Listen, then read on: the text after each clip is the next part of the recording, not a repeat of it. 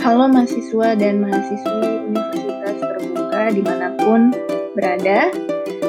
Hari ini kita akan memasuki di sesi kedua.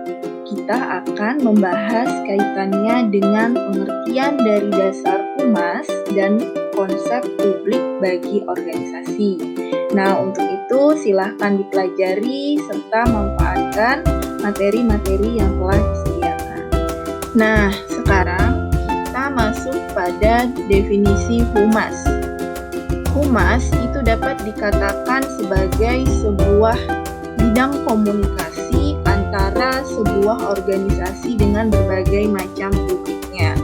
Nah, ada lagi yang menyatakan bahwa humas itu memiliki fungsi manajemen untuk dapat melakukan penilaian terhadap sikap publik, menyesuaikan kebijaksanaan dan tata kelola dari suatu organisasi dengan kepentingan untuk publiknya kembali. Nah, kita masuk kepada kata kunci dari hubungan masyarakat.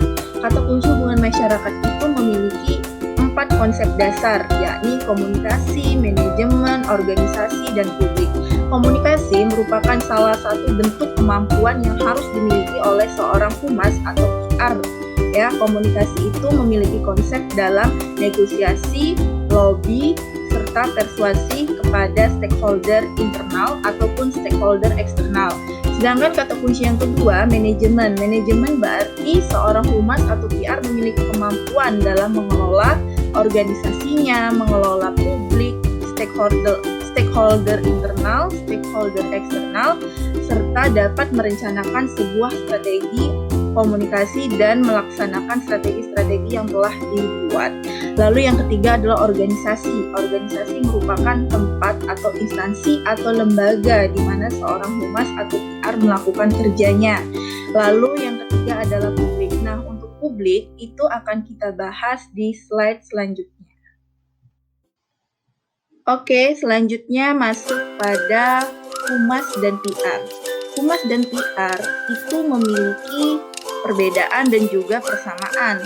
Namun sifatnya kembali lagi humas dan PR itu sebagai penjembatani antara stakeholder internal, eksternal dan juga kepada publiknya.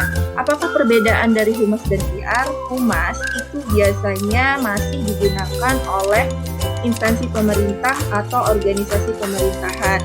Sedangkan PR atau Public Relations itu merupakan istilah yang biasa digunakan oleh organisasi pada BUMN ataupun organisasi lembaga yang kaitannya tidak ada kaitannya dengan pemerintah.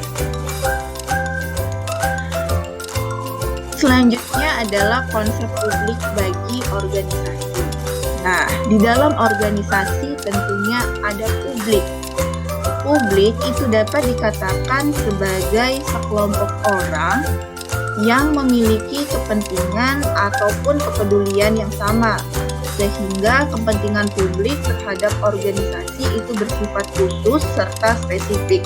Sehingga setiap organisasi itu memiliki publiknya masing-masing dan biasanya berbeda antara publik organisasi satu dengan publik organisasi yang lainnya. Selanjutnya, ciri-ciri publik. Ciri-ciri publik ada beberapa hal. Yang pertama itu ada masalah yang dihadapi secara bersama. Kedua, permasalahan yang dihadapi secara bersama tersebut harus diselesaikan juga.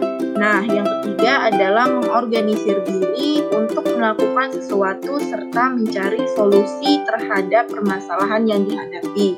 Nah, biasanya opini publik ini menjadi sangat penting dalam sebuah organisasi. Jika opini publik itu sudah muncul, sudah berada pada organisasi, biasanya pengambil keputusan atau pemimpin organisasi akan segera melakukan sebuah tindakan agar opini publik dapat segera terselesaikan dan tidak menjadi masalah yang besar.